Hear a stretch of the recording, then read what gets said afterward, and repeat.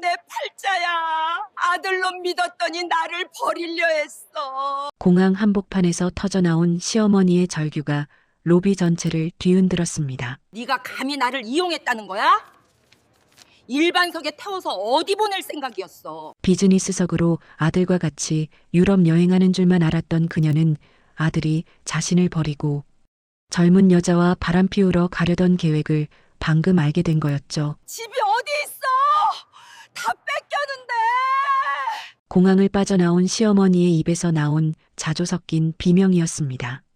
이제 그들에게 남은 건 좁은 반지하 월세방뿐이었죠. 본격적인 사연 시작 전에 여러분과 짧게 인사를 나누고 싶습니다. 댓글로 여러분이 계신 곳과 지금 무엇을 하고 계신지 남겨주세요. 여러분의 구독과 좋아요는 더 좋은 이야기를 들려드리는데 큰 힘이 됩니다. 아직 안 누르셨다면 한 번씩만 꼭 눌러주시고 오늘 준비한 감동적인 사연 시작해보겠습니다. 선아는 주방에서 시어머니가 좋아하는 연근조림을 만들고 있었습니다. 칼질을 하는 손끝이 미세하게 떨렸어요. 아침부터 거실에서 들려오는 시어머니의 목소리가 유난히 날카로웠거든요. 문기야, 이번 여행은 정말 기대되는구나. 30년을 며느리 눈치 보며 살았는데 이제 좀 아들이랑 둘이서 편하게 다녀올 수 있겠네. 선아의 손이 멈췄습니다. 칼날에 비친 자신의 얼굴이 창백하게 일그러져 보였어요.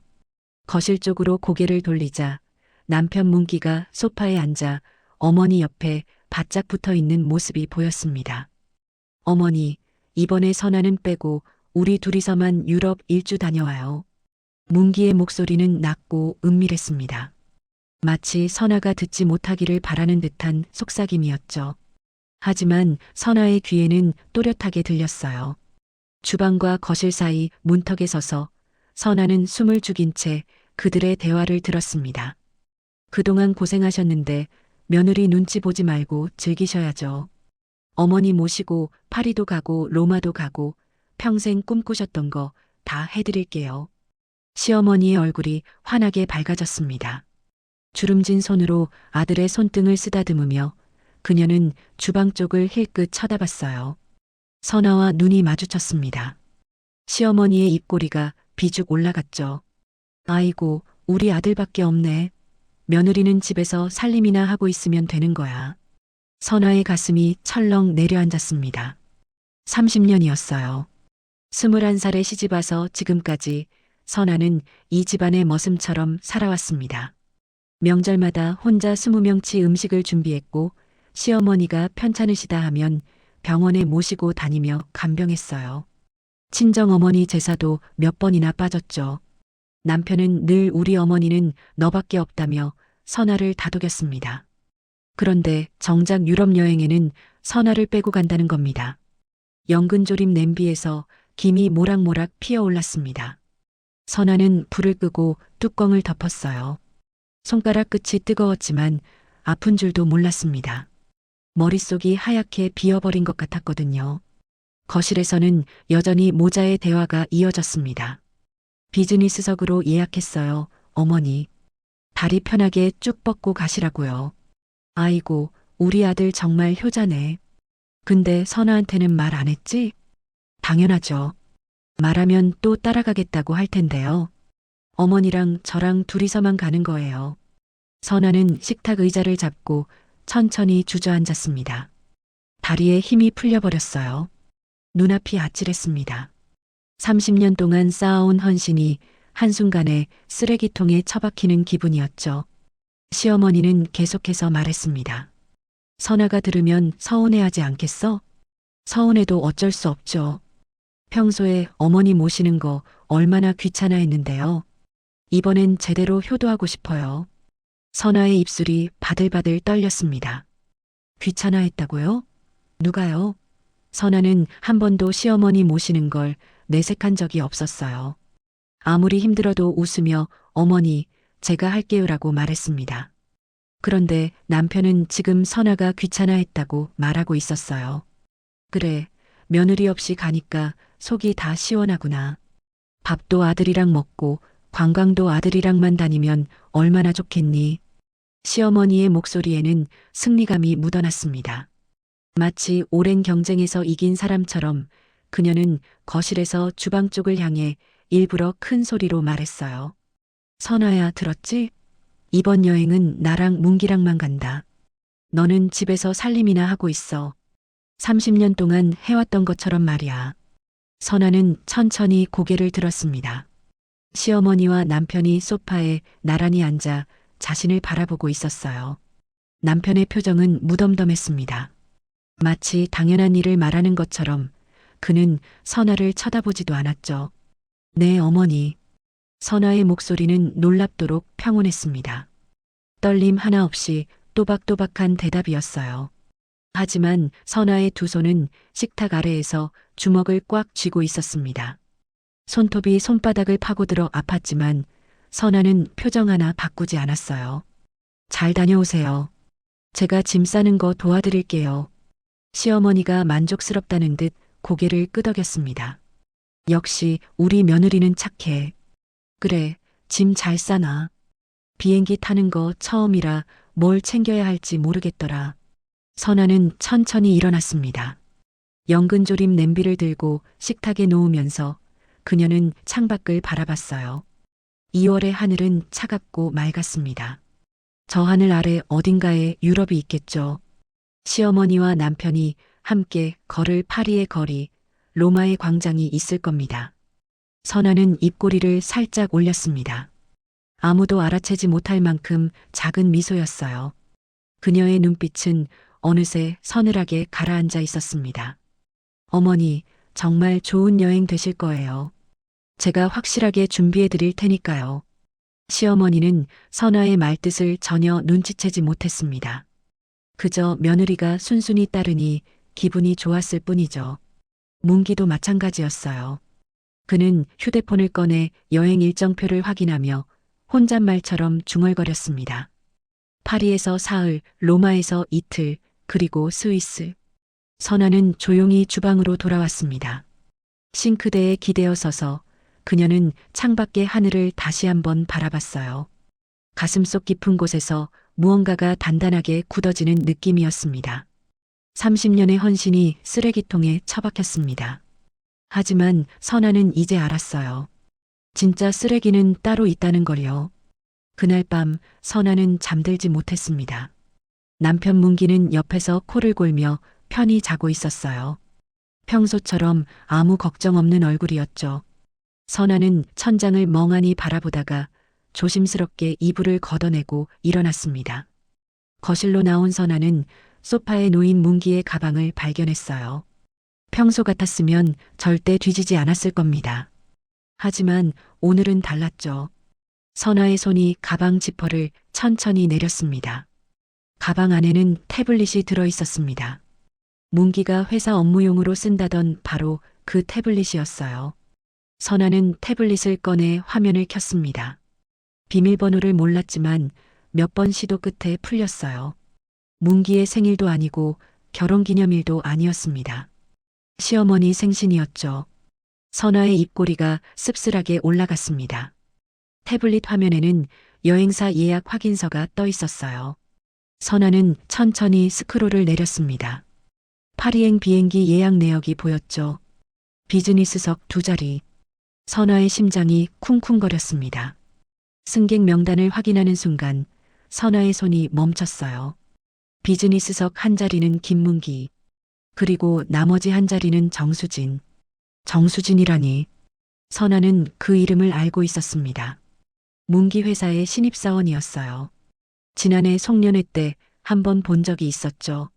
28살쯤 돼 보이는 긴 생머리를 휘날리며 웃던 여자였습니다.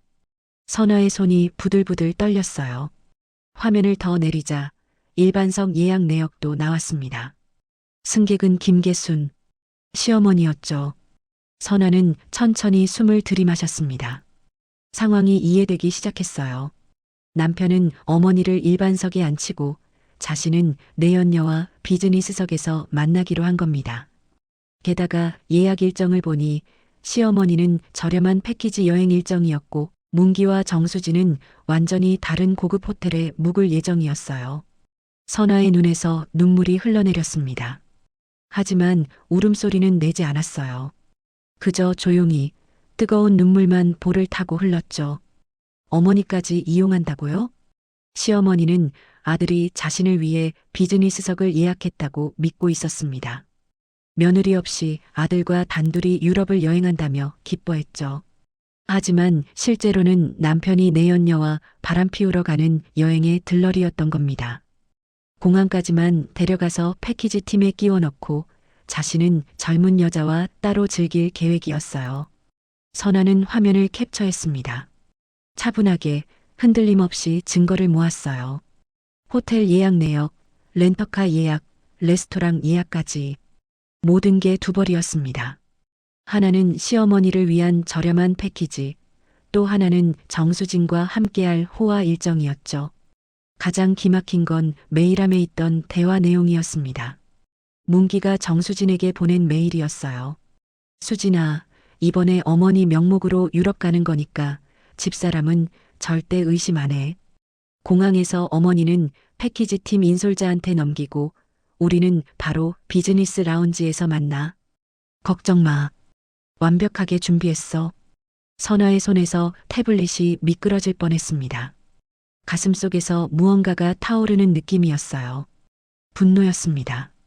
하지만 동시에 묘한 차가움도 느껴졌죠. 선아는 모든 파일을 자신의 이메일로 전송했습니다. 그리고 태블릿을 원래대로 가방에 넣어두었어요. 문기는 여전히 침실에서 코를 골고 있었습니다. 선아는 소파에 앉았습니다. 새벽 3시였어요. 거실 창문 너머로 가로등 불빛이 희미하게 들어왔죠. 선아는 자신의 손을 내려다봤습니다.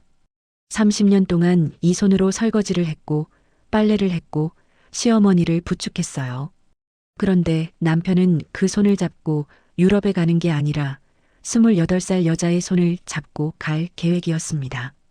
선아의 입술이 천천히 미소 지었어요. 차갑고 날카로운 미소였습니다. 다음 날 아침, 선아는 평소처럼 아침 식사를 준비했습니다.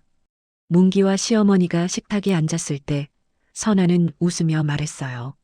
어머니, 여행 가시기 전에 환전하셔야죠? 제가 오늘 은행 가서 유로화로 바꿔드릴게요. 시어머니가 고개를 끄덕였습니다. 그래, 얼마나 바꿔야 하지? 문기야, 내가 알아서 해라. 어머니는 50만 원 정도면 되실 거예요. 패키지니까 식사도 다 포함이고요. 문기가 태연하게 대답했습니다. 선아는 고개를 숙여 밥을 먹었어요. 손에 쥔 숟가락이 조금도 떨리지 않았습니다. 여보, 그럼 당신 거는요?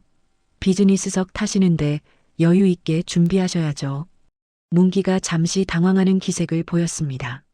아, 나는 회사 법인카드 있어서 괜찮아. 환전 많이 안 해도 돼. 그래도 만약을 대비해서 100만 원 정도는 해드릴게요. 어머니랑 맛있는 것도 사드시고요. 선아의 목소리는 여느 때와 똑같았습니다. 부드럽고 상냥했죠. 시어머니는 만족스러워했어요. 역시 우리 며느리는 꼼꼼해. 그래, 문기 거 넉넉하게 준비해줘. 식사를 마친 후 문기가 출근하려고 할 때였습니다. 선아가 현관까지 따라 나와 말했어요. 여보, 여행 준비물 리스트 제가 만들어 둘게요. 면세점에서 살 것도 정리하고요. 응, 고마워. 내가 해주면 편하지. 문기는 넥타이를 매며 무심하게 대답했습니다. 선아를 보는 눈빛에는 아무런 미안함도 없었어요. 그저 당연하다는 듯이 선아를 빗어 부리듯 대했죠. 선아는 문이 닫힐 때까지 웃고 있었습니다. 문이 완전히 닫히자 그녀의 미소가 사라졌어요. 선아는 안방으로 들어갔습니다. 옷장 깊숙한 곳에 숨겨둔 통장을 꺼냈어요. 문기의 비상금 통장이었습니다. 시어머니 몰래 모아둔 돈이 2천만 원쯤 들어있었죠. 선아는 그 통장과 함께 문기의 인감도 찾아냈습니다. 그리고 시어머니 방으로 갔어요. 시어머니는 거실에서 텔레비전을 보고 있었습니다. 선아는 조심스럽게 서랍을 열었어요. 시어머니가 아끼는 금팔찌와 금반지가 들어있었습니다. 너 뭐하니? 선아가 화들짝 놀라 돌아봤습니다. 시어머니가 문간에 서 있었어요. 아, 어머니. 여행 가시는데 귀중품은 제가 보관해 드리려고요. 유럽은 소매치기가 많다잖아요. 시어머니가 고개를 끄덕였습니다. 그래, 그거 좋은 생각이네. 가져가다가 잃어버리면 큰일이지. 너한테 맡길게. 선아는 금부치들을 조심스럽게 챙겼습니다. 시어머니는 며느리를 완전히 믿고 있었어요. 30년 동안 한 번도 배신한 적 없는 며느리니까요. 그날 밤 선아는 서재에 앉아 노트북을 켰습니다. 남편의 예약 내역을 하나하나 확인하면서 그녀는 계획을 세웠어요. 손가락이 키보드 위를 빠르게 움직였습니다. 창밖으로 달빛이 스며들었어요. 선아의 얼굴은 그 빛 속에서 차갑게 빛났습니다. 그녀의 눈빛에는 서늘한 결의가 담겨 있었죠. 가장 높은 곳에서 떨어뜨려 줄게. 선아의 속삭임이 어둠 속으로 스며들었습니다. 여행을 사흘 앞둔 목요일 저녁이었습니다. 선아는 거실 테이블에 여행 준비물을 꼼꼼히 펼쳐놓고 있었어요. 환전한 유로와 뭉치, 여권 사본, 여행자 보험 서류까지. 마치 정말로 남편과 시어머니의 여행을 성심껏 준비하는 며느리처럼 보였죠. 시어머니는 소파에 앉아 만족스러운 표정으로 선아를 바라봤습니다. 역시 우리 며느리는 일 처리가 깔끔해. 문기야, 너도 좀 배워라. 문기가 회사에서 막 돌아왔어요. 넥타이를 풀며 테이블 앞에 섰습니다. 그는 선아가 정리해 놓은 서류들을 대충 훑어봤죠. 잘했네. 근데 선아, 내일 면세점 예약 좀 해줄래? 어머니 화장품이랑 내 시계 볼 거 있거든. 선아는 고개를 들어 남편을 바라봤습니다. 문기의 얼굴에는 아무런 미안함도 없었어요. 당연하다는 듯이 그는 선아에게 명령했습니다. 마치 비서에게 일을 시키듯이요. 여보, 면세점 예약은 제가 이미 해뒀어요. 내일 오전 11시에 가시면 돼요. 오, 그래. 역시 내가 하니까 편하네. 문기가 대수롭지 않게 말하고는 안방으로 들어갔습니다. 선아는 그의 뒷모습을 가만히 바라봤어요. 저 사람이 내일 면세점에서 정수진을 만날 거라는 걸 알고 있었습니다. 태블릿에서 본 메일에 그렇게 적혀 있었거든요. 수진아, 내일 면세점에서 보자. 11시에 샤넬 매장 앞으로 와. 반지 골라주게. 선아의 손이 유로와 뭉치를 천천히 정리했습니다. 손끝이 미세하게 떨렸지만 얼굴은 평온했어요. 다음 날 아침 문기는 일찍 나갔습니다. 면세점 간다며 멋을 부렸죠. 평소에 쓰지 않던 향수까지 뿌리고 나갔어요. 선아는 현관문이 닫히는 소리를 들으며 조용히 미소 지었습니다. 어머니, 저 잠깐 은행 갔다 올게요. 추가로 환전할 게 있어서요. 그래, 다녀와라. 나는 집에서 짐이나 싸고 있을게. 선아는 가방을 들고 집을 나섰어요. 하지만 은행으로 가지 않았습니다. 그녀가 간 곳은 법무법인 사무실이었죠. 변호사 사무실 문을 열고 들어서자 정장을 입은 여자 변호사가 반갑게 맞아줬습니다. 김선아 씨 맞으시죠? 상담 예약하신 분. 네, 맞습니다. 선아는 준비해온 서류 봉투를 꺼냈어요. 그 안에는 문기의 태블릿에서 캡처한 모든 증거가 들어 있었습니다. 비행기 예약 내역, 호텔 예약, 정수진과 주고받은 메일까지요. 변호사는 서류를 하나하나 검토했습니다. 눈빛이 점점 날카로워졌어요. 남편분이 상당히 치밀하게 준비했네요. 하지만 다행히 증거가 확실합니다. 이 정도면 재산 분할에서 유리한 위치를 점할 수 있어요. 재산 분할 말고요. 제가 원하는 건 따로 있어요. 선아의 목소리는 차분했습니다. 변호사가 고개를 들어 선아를 바라봤죠.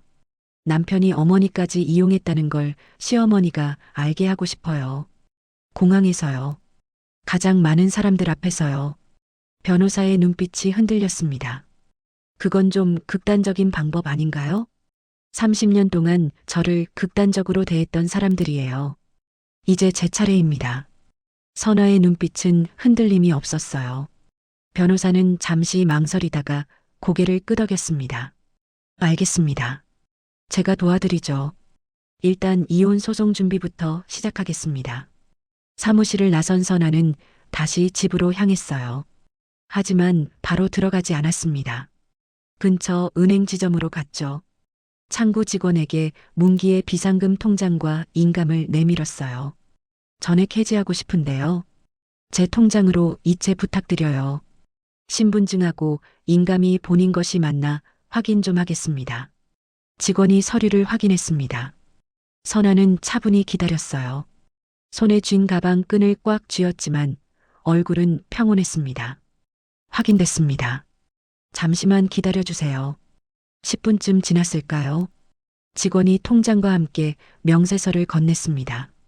2,150만 원 이체 완료됐습니다. 선아는 명세서를 받아들었어요. 종이를 만지는 손끝이 차가웠습니다. 이 돈은 문기가 10년 넘게 몰래 모은 돈이었어요. 선아 몰래, 시어머니 몰래 빼돌린 생활비로 만든 비상금이었죠. 은행을 나온 선아는 골목길을 천천히 걸었습니다. 2월의 바람이 차가웠어요. 하지만 선아의 가슴속은 더 차가웠습니다. 집에 도착하자 시어머니가 거실에서 캐리어를 꺼내놓고 있었어요. 선아야, 왔니? 짐 싸는 거 좀 도와줘. 네, 어머니.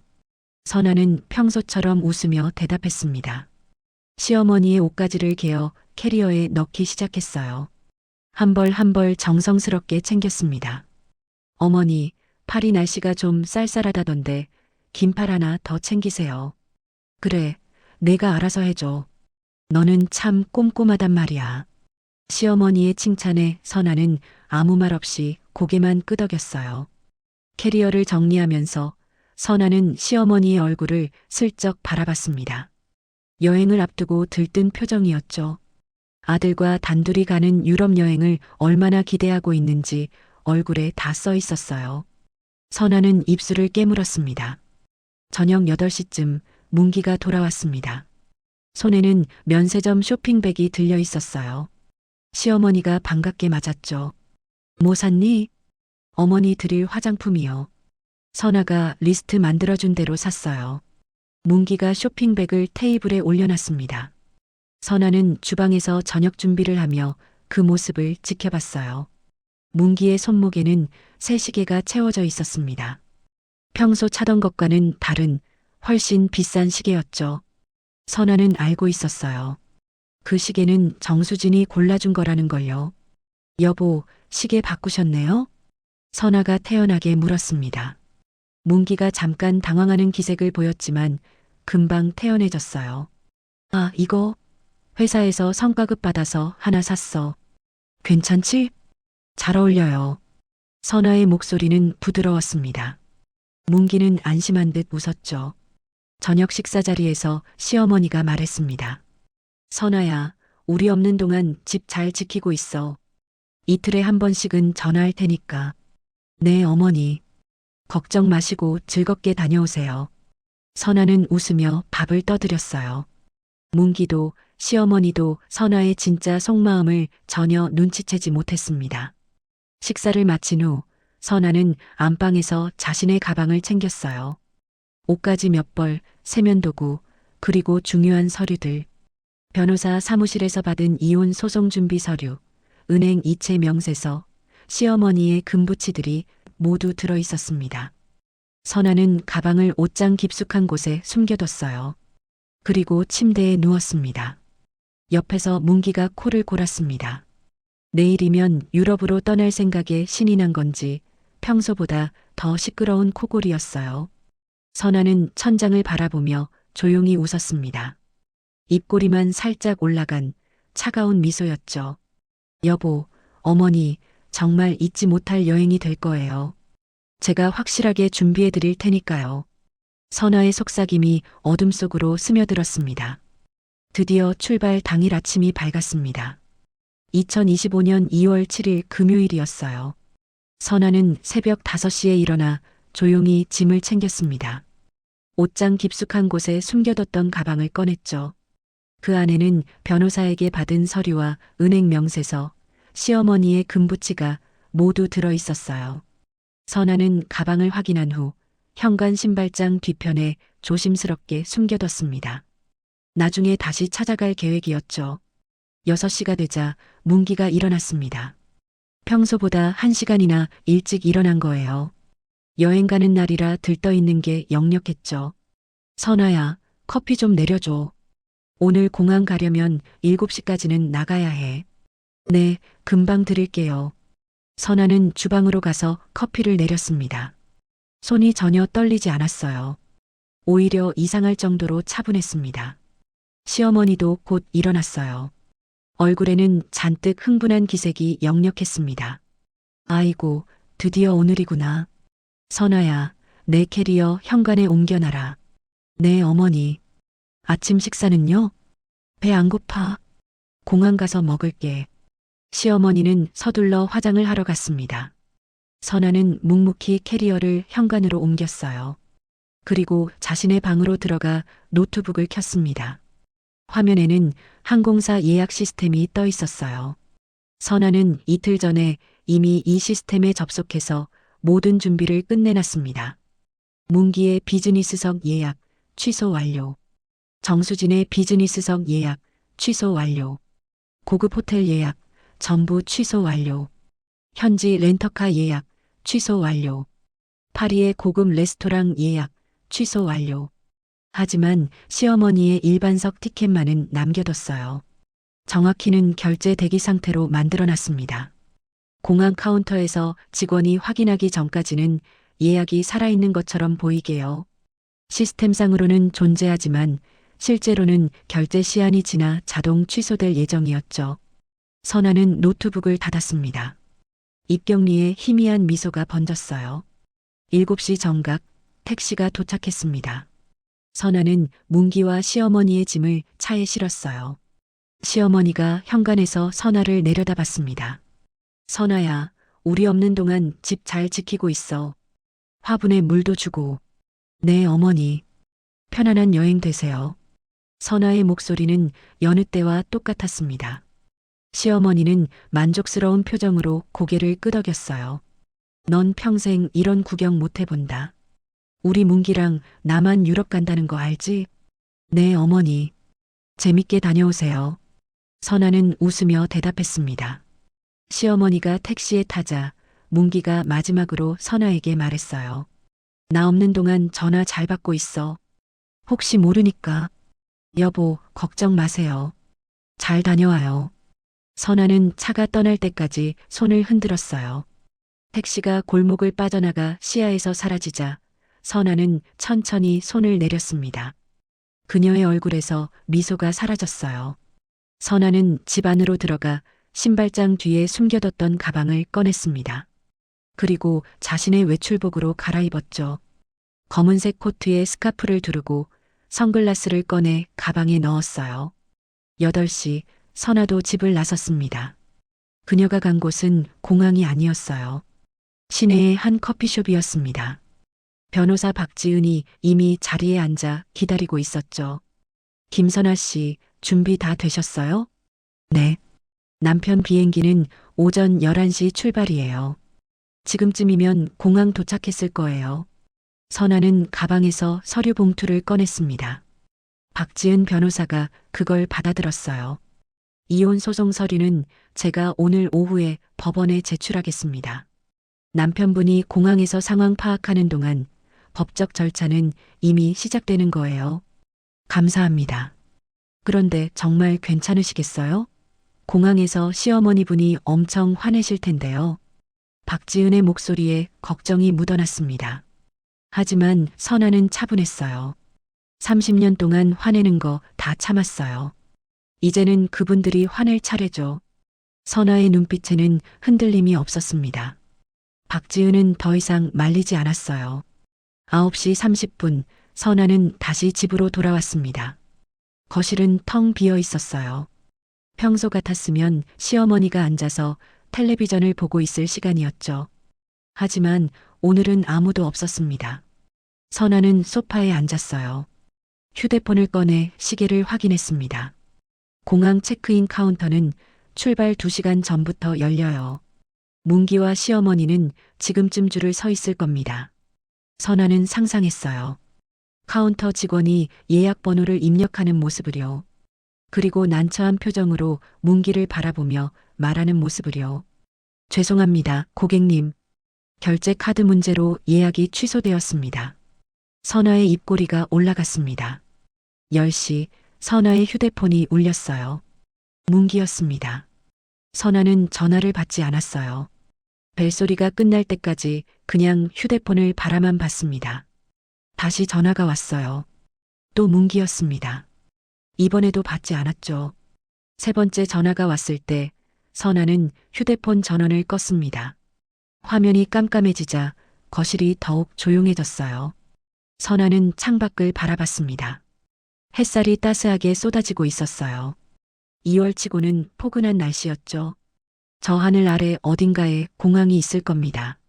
그리고 그곳에서 문기와 시어머니는 점점 당황하고 있겠죠.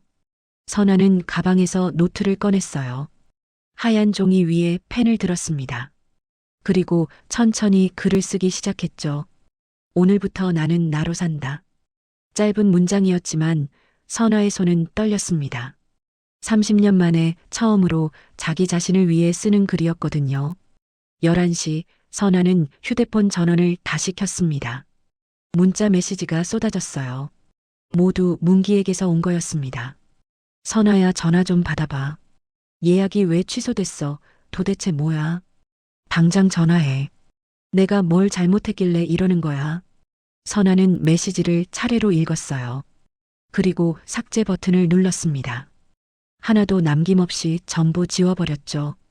대신 변호사 박지은에게서 온 문자를 열었습니다. 소송 서류 접수 완료했습니다. 수고 많으셨어요. 선아는 휴대폰을 내려놨어요. 그리고 다시 노트를 펼쳤습니다. 가장 높은 곳에서 떨어뜨린다는 건 이런 거예요. 비행기를 타기 직전에 모든 걸 빼앗는 거죠. 선아의 속삭임이 텅 빈 거실에 울려 퍼졌습니다. 그녀의 눈빛은 차갑고도 맑았어요. 마치 폭풍이 지나간 후의 하늘처럼요. 공항 어딘가에서 문기가 당황하고 있을 겁니다. 시어머니가 화를 내고 있겠죠. 하지만 선아는 이제 그들의 감정에 흔들리지 않았어요. 선아는 커피를 한 잔 내려 마셨습니다. 따뜻하고 쌉쌀한 맛이 입안에 퍼졌어요. 30년 만에 마셔보는 진짜 자유의 맛이었습니다. 그날 오전 9시 문기와 시어머니를 태운 택시는 인천공항에 도착했습니다. 시어머니는 차에서 내리자마자 공항 건물을 올려다보며 감탄했어요. 아이고, 이게 공항이구나. 평생 처음 와보네. 문기가 캐리어를 끌며 어머니 옆에 섰습니다. 그의 얼굴에는 여유로운 미소가 걸려 있었어요. 모든 게 계획대로 진행되고 있다고 생각했거든요. 어머니, 천천히 가세요. 시간 넉넉해요. 두 사람은 출국장 입구로 걸어갔습니다. 시어머니는 주변을 두리번거리며 신기해했어요. 면세점 간판들, 오가는 사람들, 거대한 전광판까지 모든 게 처음 보는 광경이었죠. 체크인 카운터 앞에 긴 줄이 늘어서 있었습니다. 문기는 줄 끝에 섰어요. 시어머니가 옆에서 물었습니다. 문기야, 우리 비즈니스석이라며? 왜 여기서 기다려? 비즈니스석도 여기서 체크인해요, 어머니. 조금만 기다리세요. 문기는 휴대폰을 꺼내 예약 확인서를 찾았습니다. 화면에는 예약 번호와 좌석 정보가 또렷하게 표시되어 있었어요. 그는 안심했죠. 20분쯤 기다렸을까요? 드디어 그들의 차례가 왔습니다. 카운터 직원이 밝게 웃으며 말했어요. 안녕하세요. 예약 확인서 보여주시겠어요? 문기가 휴대폰을 건넸습니다. 직원이 화면을 보더니 키보드를 두드리기 시작했어요. 몇 초 후 직원의 표정이 조금 굳어졌습니다. 고객님, 잠시만 기다려 주시겠어요? 직원이 다시 키보드를 두드렸어요. 한 번, 두 번, 세 번. 클릭 소리가 점점 빨라졌습니다. 문기의 미소가 조금씩 사라지기 시작했죠. 무슨 문제라도 있나요? 문기가 조심스럽게 물었습니다. 직원이 난처한 표정으로 고개를 들었어요. 죄송합니다, 고객님. 예약이 취소되어 있습니다. 네, 취소요? 그럴 리 없는데요. 이틀 전에 확인했거든요. 문기의 목소리가 높아졌습니다. 뒤에서 기다리던 사람들이 힐끗힐끗 쳐다보기 시작했어요. 직원이 화면을 자세히 들여다봤습니다.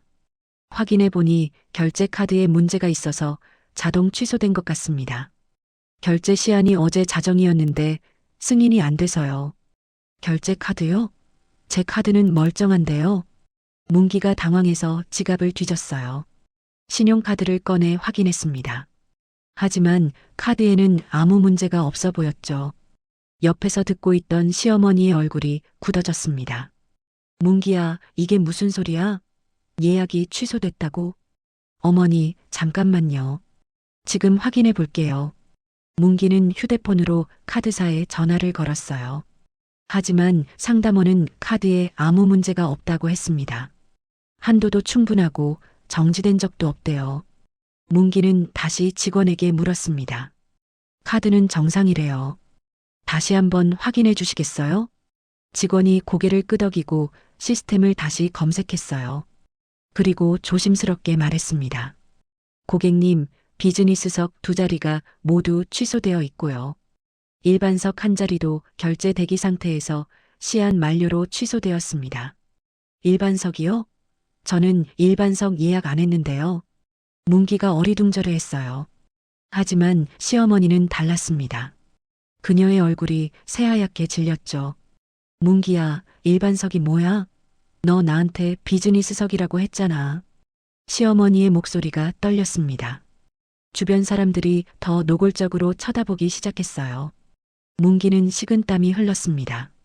아, 그게 어머니. 바로 그때 문기의 휴대폰이 울렸어요. 모르는 번호였습니다.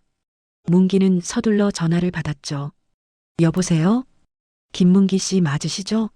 저는 법무법인 정심의 박지은 변호사입니다. 차가운 여자 목소리가 들렸어요. 문기의 심장이 쿵쿵거렸습니다.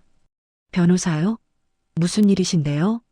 김선아 씨께서 오늘 오전에 이혼 소송을 제기하셨습니다. 소장은 이미 법원에 접수되었고요. 곧 우편으로 송달될 겁니다. 문기의 손에서 휴대폰이 떨어질 뻔했어요. 주변 소음이 멀어지는 것 같았습니다. 이혼이요? 갑자기 왜요? 자세한 사유는 소장에 기재되어 있습니다. 그리고 한 가지 더 전해드릴 말씀이 있는데요.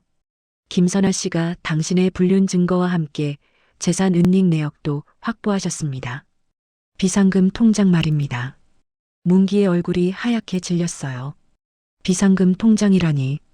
그건 아무도 모르는 비밀 계좌였는데요. 비상금이요? 그건 어떻게? 이미 전액 인출되었습니다. 합법적인 절차를 통해서요. 전화가 끊겼습니다. 문기는 멍하니 서 있었어요. 시어머니가 팔을 잡아 끌었습니다. 문기야, 도대체 무슨 일이야? 왜 이혼 소송이 나와? 문기는 대답할 수가 없었습니다. 머릿속이 하얗게 비어버렸거든요. 그는 황급히 선아에게 전화를 걸었어요. 하지만 전화는 받지 않았습니다. 문자를 보냈습니다. 선아야, 전화 좀 받아봐. 답장이 없었어요. 문기는 계속 문자를 보냈습니다. 예약이 왜 취소됐어? 도대체 뭐야? 당장 전화해. 내가 뭘 잘못했길래 이러는 거야? 하지만 선아에게서는 아무 답장도 오지 않았습니다. 시어머니가 주변 시선도 아랑곳하지 않고 소리쳤어요. 김문기, 너 지금 나한테 뭔 짓을 한 거야? 일반석이 뭐냐고. 카운터 직원이 난처한 표정으로 말했습니다. 고객님들, 다른 승객분들도 기다리시는데 옆으로 비켜주시겠어요? 문기는 비틀거리며 카운터를 떠났습니다. 시어머니가 뒤따라왔어요. 두 사람은 공항 한쪽 구석 벤치에 주저앉았죠. 시어머니의 손이 부들부들 떨렸습니다. 문기야, 솔직히 말해봐. 너 나를 속인 거야? 문기는 고개를 들 수가 없었어요. 어머니의 눈빛이 너무 무서웠거든요. 어머니, 저는 비즈니스석이 아니라 일반석에 태워서 어디 보낼 생각이었어? 그동안 며느리한테는 뭐라고 한 거야? 시어머니의 목소리가 점점 커졌습니다. 지나가던 사람들이 멈춰서서 그들을 쳐다봤어요. 문기는 얼굴이 화끈거렸습니다. 바로 그때 문기의 휴대폰에 문자가 왔어요. 선아에게서였습니다. 문기는 떨리는 손으로 화면을 열었죠. 당신이 어머니 이용해서 불륜 가려던 거 어머니도 아셔야죠? 비상금은 내 30년 월급으로 쳐서 내가 가져갈게요. 참, 어머니 금부치도 제가 잘 보관하고 있어요. 재산 분할 끝나면 돌려드릴게요. 문기의 손에서 휴대폰이 떨어졌습니다. 화면이 바닥에 부딪혀 금이 갔어요. 시어머니가 떨어진 휴대폰을 주었습니다. 그리고 문자를 읽었죠. 그녀의 얼굴이 점점 일그러졌습니다. 불륜이라고? 내가 나를 이용했다고? 시어머니의 비명이 공항 로비에 울려 퍼졌습니다. 문기는 그저 고개를 숙인 채 아무 말도 할 수 없었어요. 유럽행 비행기는 2시간 후에 출발할 예정이었습니다. 하지만 그들의 자리는 이미 없었죠. 공항 천장에 거대한 시계가 10시를 가리키고 있었습니다. 공항 벤치에 앉은 시어머니는 떨리는 손으로 문기의 금간 휴대폰을 들고 있었습니다. 선아가 보낸 문자를 계속 읽고 또 읽었어요. 읽을 때마다 얼굴이 더 일그러졌죠. 불륜이라니. 내가 감히 나를 이용했다는 거야? 시어머니의 목소리가 떨렸습니다. 분노인지 슬픔인지 알 수 없는 감정이 뒤섞여 있었어요. 문기는 고개를 숙인 채 아무 말도 하지 못했습니다. 어머니, 그게 아니라. 닥쳐. 내가 뭘 잘못했길래 이런 취급을 받아야 해. 시어머니가 소리쳤어요. 주변 사람들이 더욱 노골적으로 쳐다봤습니다. 한 중년 여자가 지나가면서 혀를 찼죠. 시어머니는 그 시선들을 견딜 수가 없었어요. 문기는 다시 선아에게 전화를 걸었습니다. 하지만 여전히 받지 않았어요. 문자도 보냈죠. 선아야, 오해야. 내가 설명할게. 제발 전화 좀 받아. 하지만 답은 오지 않았습니다. 10시 30분 문기의 휴대폰에 또 다른 문자가 왔어요. 이번에는 회사 상사에게서였습니다. 김문기 대리, 오늘 오전 회사로 이상한 메일이 왔는데 확인 좀 해보게. 당장 연락하게. 문기의 심장이 철렁 내려앉았습니다. 이상한 메일이라니. 그는 서둘러 회사 이메일을 열었어요. 받은 편지함에 정수진과 주고받았던 메일들이 전부 포워딩되어 있었습니다. 호텔 예약 내역, 레스토랑 예약, 그리고 둘이 주고받은 사적인 대화까지. 발신자는 익명이었지만 문기는 알 수 있었어요. 선아였습니다. 아, 문기의 입에서 신음이 새어나왔어요. 이제 회사 사람들이 다 알게 된 겁니다. 자신이 신입사원과 불륜을 저질렀다는 걸요. 시어머니가 문기의 표정을 보고 물었습니다. 또 뭔데? 무슨 일이야? 회사에. 문기는 말을 잇지 못했어요. 시어머니가 휴대폰을 빼앗아 이메일을 봤습니다. 그녀의 얼굴이 점점 더 굳어졌죠. 정수진? 이게 누구야? 회사 후배예요, 어머니. 후배라고? 이 메일 내용을 봐. 너 이 여자랑 같이 유럽 갈 생각이었구나. 시어머니의 목소리가 떨렸어요. 주변 사람들이 더 가까이 다가와 구경하기 시작했습니다. 공항 경비원도 이쪽을 주시하고 있었죠. 어머니, 조용히 해주세요. 사람들이 다 봐요. 사람들이 보면 어때? 내 아들이 나를 속이고 젊은 여자랑 바람 피우러 갔다는 걸 온 세상이 알아도 상관없어. 시어머니가 소리쳤습니다. 문기는 얼굴을 두 손으로 감쌌어요. 바로 그때 문기의 휴대폰이 또 울렸습니다. 이번에는 정수진이었어요. 문기는 황급히 전화를 받았습니다. 수진아, 지금. 오빠, 저 이제 못 만나요. 정수진의 목소리는 차갑고 단호했습니다. 무슨 소리야? 갑자기 왜 그래? 회사에서 오빠 부인한테 온 메일 다 봤어요. 증거 자료까지 첨부되어 있더라고요. 저도 이제 회사 못 다녀요. 인사팀에서 당장 면담하래요. 수진아, 미안해. 내가 해결할게. 해결은 무슨? 오빠 부인이 고소할 거래요. 저한테도 손해배상 청구한대요.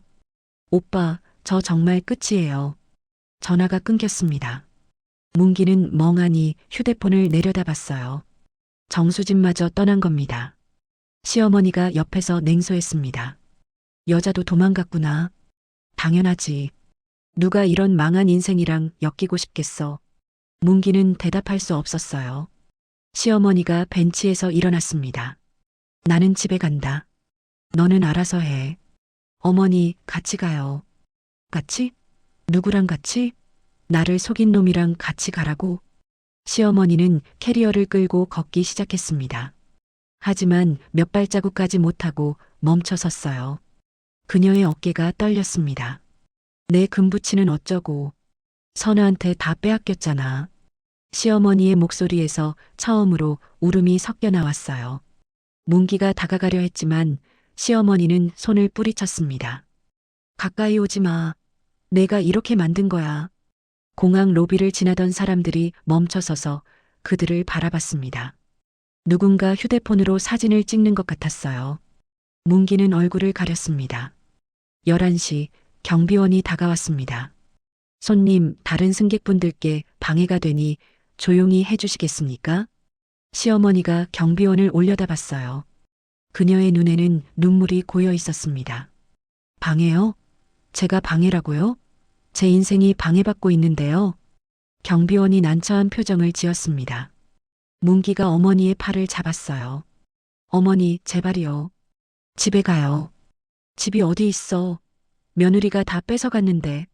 시어머니가 소리쳤습니다. 그 순간 문기의 휴대폰에 마지막 문자가 도착했어요. 박지은 변호사에게서였습니다. 김문기 씨, 김선아 씨께서 전하는 말씀이 있습니다. 짐 열쇠는 우편함에 놔뒀으니 어머니랑 들어가서 짐 싸서 나가시래요. 집은 선아 씨 명의고 재산 분할 대상이 아니니까요. 3일 안에 나가주시면 감사하겠답니다.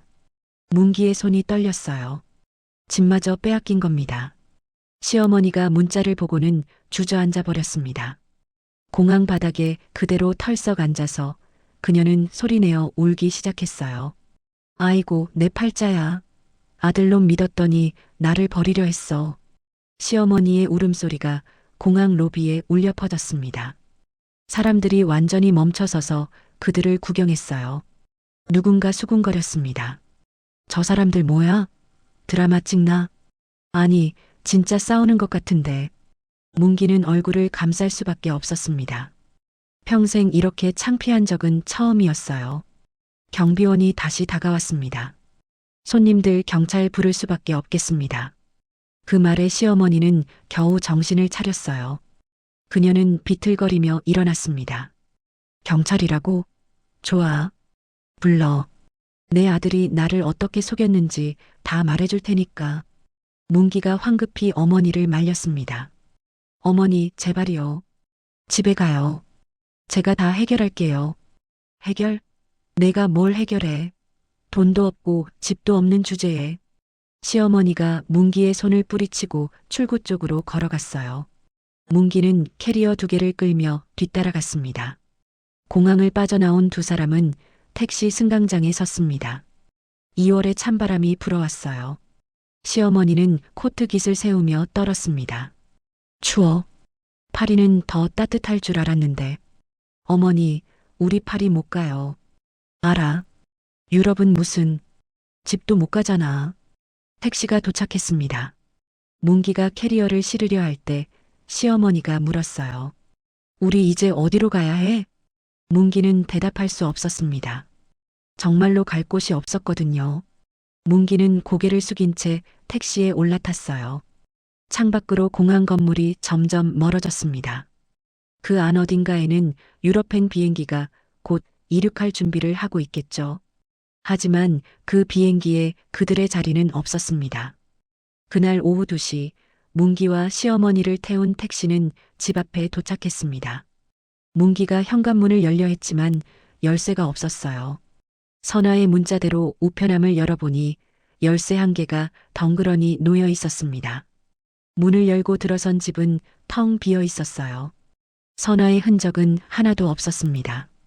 옷장도 화장대도 심지어 주방의 그릇들까지 모두 사라졌죠. 남은 건 문기와 시어머니의 물건뿐이었어요. 시어머니가 자기 방으로 달려갔습니다. 서랍을 열어보니 역시나 금부치들이 모두 없었어요. 다 가져갔어. 내 금반지도 금팔찌도. 시어머니의 목소리가 떨렸습니다. 그녀는 침대에 주저앉았어요. 문기는 거실 소파에 털썩 앉았습니다. 휴대폰을 꺼내 회사 메일을 다시 확인했어요. 상사에게서 온 메일이 또 있었습니다. 김문기 대리 월요일 아침 인사팀으로 출근하게. 징계위원회가 열릴 예정이네. 문기의 손이 떨렸어요. 회사에서도 끝난 겁니다. 불륜 사실이 알려졌으니 징계는 피할 수 없었죠. 바로 그때 초인종이 울렸습니다. 문기가 일어나 문을 열었어요. 배달 기사가 서류 봉투를 내밀었습니다. 김문기 씨 맞으시죠? 법원 등기 우편입니다. 문기는 떨리는 손으로 봉투를 받았어요. 배달 기사가 돌아가자 그는 봉투를 뜯었습니다. 안에는 이혼 소장이 들어있었죠. 소장에는 선아가 수집한 증거들이 빼곡히 나열되어 있었습니다. 정수진과 주고받은 메일, 호텔 예약 내역, 비상금 통장 거래 내역까지. 그리고 가장 아래에는 재산 분할 청구 내용이 적혀 있었어요. 원고는 피고의 불륜으로 인한 정신적 피해에 대해 위자료 5천만 원을 청구하며 혼인기간 30년 동안의 가사 노동 기여분을 인정받아 재산의 70%를 청구합니다. 문기의 얼굴이 하얗게 질렸어요. 70%라니. 남는 건 거의 없을 겁니다. 시어머니가 거실로 나왔습니다. 문기야, 누가 왔어? 법원에서요. 이혼 소장이요. 문기가 소장을 시어머니에게 건넸어요. 시어머니는 안경을 쓰고 소장을 읽기 시작했습니다. 읽을수록 그녀의 얼굴이 굳어졌죠. 70%? 선아가 70%를 가져간다고? 네, 어머니. 시어머니는 소장을 바닥에 내던졌습니다. 말도 안 돼. 우리 집안 재산을 며느리가 70%나 가져간다고?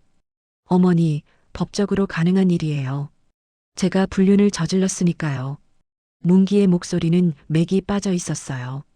시어머니는 고개를 저었습니다. 다 내 잘못이야. 내가 바람을 피워서 이렇게 된 거라고. 알아요, 어머니.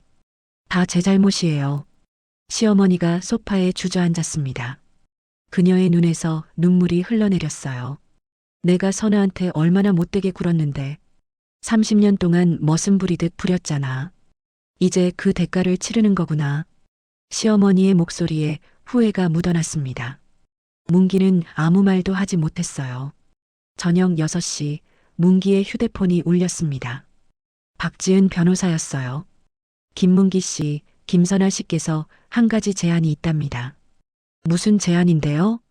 이혼 조건을 순순히 받아들이고 3일 내로 집을 비우시면 시어머니 금부치는 돌려드리겠답니다. 그리고 위자료에서 2천만 원을 깎아주시겠대요. 문기는 잠시 망설였어요. 하지만 선택의 여지가 없었습니다. 알겠습니다. 그렇게 하겠습니다. 현명한 선택이세요. 서류는 내일 보내드리겠습니다. 전화가 끊겼습니다. 문기는 시어머니를 바라봤어요. 어머니, 선아가 금부치는 돌려준대요. 대신 우리가 3일 안에 나가야 해요. 시어머니는 대답 대신 고개만 끄덕였습니다. 그녀의 얼굴에는 패배감이 가득했어요. 다음 날 아침 문기는 부동산에 전화를 걸었습니다. 월세방을 구해야 했거든요. 하지만 전세금도 보증금도 제대로 없는 상황이었죠. 비상금 2천만 원은 선아가 이미 가져갔고 회사에서 받을 퇴직금도 얼마 안 될 게 뻔했습니다. 결국 문기가 구한 곳은 반지하 월세방이었어요. 보증금 500만 원에 월세 60만 원짜리였습니다. 방 한 칸, 화장실 한 칸이 전부인 좁은 공간이었죠. 이틀째 되는 날 문기와 시어머니는 짐을 쌌습니다. 캐리어 2개와 박스 몇 개가 전부였어요. 30년을 살았던 집에서 가져갈 수 있는 게 고작 이것뿐이었습니다. 짐을 다 싸고 나서 시어머니는 거실을 천천히 둘러봤어요. 선아가 닦아놓은 창문, 선아가 걸어놓은 커튼, 선아가 정성껏 가꾼 화분들. 모든 게 선아의 손길이 닿은 것들이었습니다. 선아가 30년 동안 이 집을 지켰구나. 시어머니의 목소리가 잠겼어요. 문기는 고개를 숙였습니다. 오후 3시 이삿짐 센터 트럭이 도착했습니다. 문기는 짐을 실었어요. 시어머니는 현관 앞에 서서 집을 마지막으로 바라봤습니다. 반지하 월세방에 도착한 건 오후 5시였어요. 좁고 어두운 방이었습니다. 창문으로는 사람들의 발만 보였죠. 시어머니는 방 한가운데 서서 주위를 둘러봤어요. 우리가 여기서 산다고? 네, 어머니. 일단은요. 시어머니가 침대에 앉았습니다. 스프링이 삐걱거리는 소리가 났어요. 그녀는 고개를 떨구었습니다. 내가 유럽 가겠다고 선아 무시했을 때 이렇게 될 줄 알았어야 했는데. 문기는 아무 말도 하지 못했어요. 창밖으로 저녁 해가 지고 있었습니다. 붉은 석양빛이 반지하 방 안을 비췄죠. 그날 밤 문기는 잠들지 못했습니다. 좁은 방 바닥에 누워 천장을 바라봤어요. 천장에는 곰팡이 자국이 있었습니다. 문기는 생각했어요. 이틀 전 이맘때쯤 자신은 공항에서 비즈니스 라운지로 향하고 있어야 했습니다. 정수진과 함께 샴페인을 마시며 파리행 비행기를 기다리고 있어야 했죠. 하지만 지금 문기는 반지하 방에 누워 있었어요. 곰팡이 냄새를 맡으며 스프링 침대에 삐걱거리는 소리를 들으며요. 문기의 눈에서 눈물이 흘러내렸습니다. 처음으로 진심으로 후회했어요. 선아에게 잘못했다는 걸, 그녀를 잃었다는 걸요. 하지만 이미 늦었습니다. 선아는 떠났고 문기에게 남은 건 좁은 월세방과 원망하는 어머니뿐이었어요. 밤은 깊어갔습니다. 3개월이 흘렀습니다. 2025년 5월 초였어요. 선아는 서울 북촌의 작은 카페에 앉아 있었습니다. 창밖으로 따스한 봄볕이 쏟아졌어요. 한옥기와 위로 벚꽃잎이 날리고 있었습니다. 선아는 노트북을 펼쳐놓고 글을 쓰고 있었어요. 시니어 문학센터에서 진행하는 수필 창작 수업의 과제였습니다. 제목은 자유. 선아는 잠시 생각하다가 키보드에 손을 올렸죠. 2025년 2월 1일, 나는 비로소 나로 태어났습니다. 첫 문장을 쓰는 선아의 손끝이 떨렸어요. 하지만 이번엔 두려움 때문이 아니었습니다. 설렘이었죠. 선아는 계속 글을 썼습니다. 30년의 결혼 생활, 그 안에서 잃어버렸던 자기 자신, 그리고 되찾은 자유에 대해서요.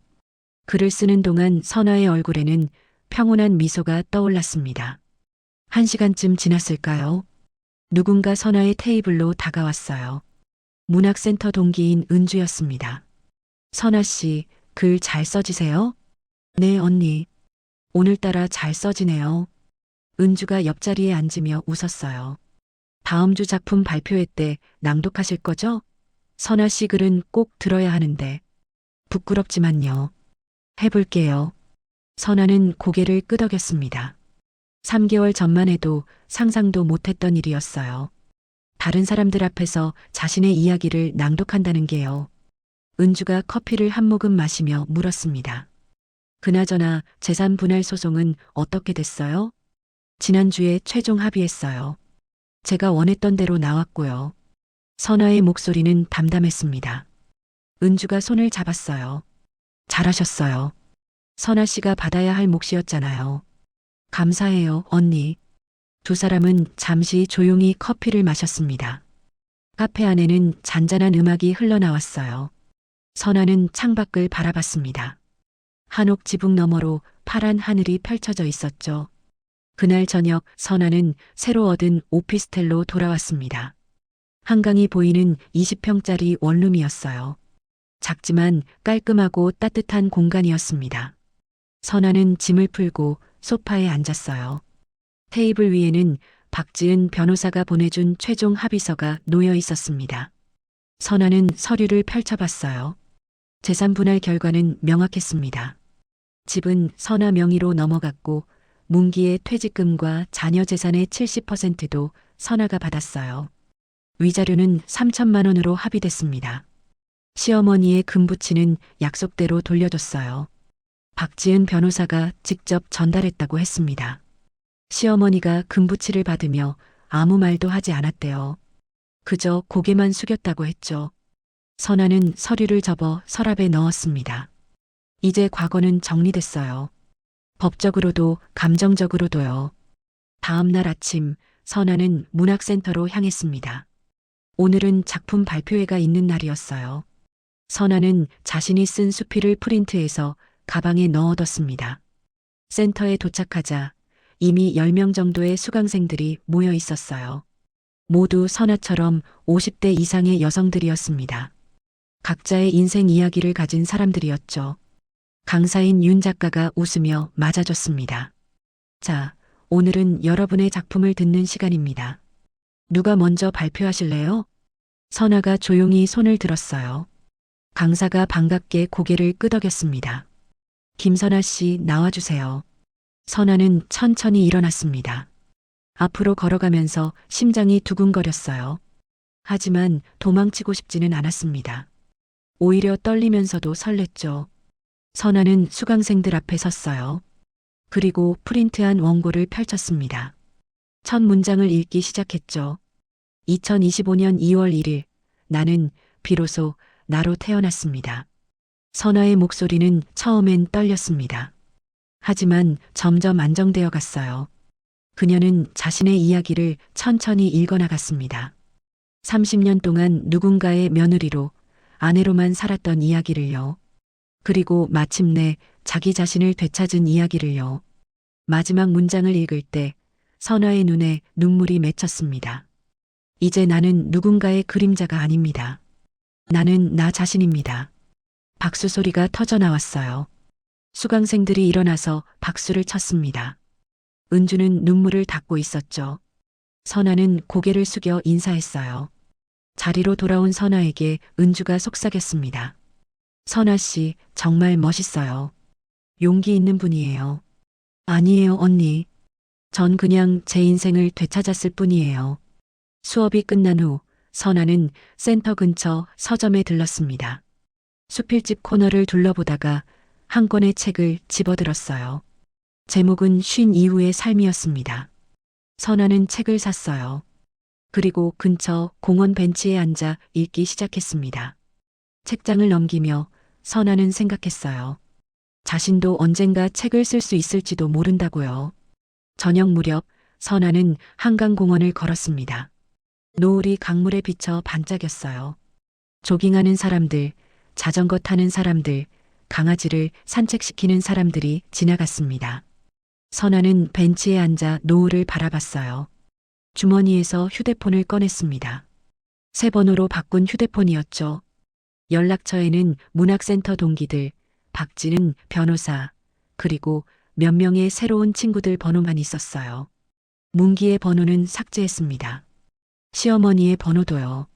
과거와 연결된 모든 것을 지웠어요. 선아는 휴대폰을 내려놓고 다시 노을을 바라봤습니다. 하늘이 주황빛으로 물들고 있었어요. 아름다운 광경이었습니다. 문득 선아는 깨달았어요. 지난 3개월 동안 자신은 한 번도 외롭다고 느끼지 않았다는 걸요. 오히려 혼자 있을 때 가장 편안했습니다. 누군가의 눈치를 보지 않아도 되고 누군가를 위해 자신을 숨기지 않아도 됐거든요. 선아는 가방에서 노트를 꺼냈어요. 그리고 펜을 들었습니다. 새로운 글을 쓰기 시작했죠. 오늘의 나는 어제의 나보다 자유롭습니다. 내일의 나는 오늘의 나보다 더 당당할 겁니다. 선아는 미소 지으며 글을 썼어요. 한강 위로 해가 완전히 지고 별들이 하나둘 떠오르기 시작했습니다. 선아의 새로운 인생이 막 시작된 겁니다. 먼 곳 어딘가에서 문기와 시어머니는 여전히 좁은 반지하 방에 살고 있을 거예요. 하지만 선아는 더 이상 그들을 생각하지 않았습니다. 그들은 이미 과거였으니까요. 선아에게는 오직 미래만 있었습니다. 자신이 직접 선택하고 자신이 주인공인 미래요. 노트의 마지막 문장을 쓰며 선아는 속삭였습니다. 2026년 2월 1일, 나는 비로소 나로 태어났다. 그리고 선아는 노트를 덮었어요. 이제 글쓰기를 멈추고 진짜 인생을 살아갈 시간이었습니다. 오늘도 함께 해주셔서 감사합니다. 구독과 좋아요, 그리고 여러분의 감상을 남겨주시면 더 많은 이야기로 찾아오겠습니다.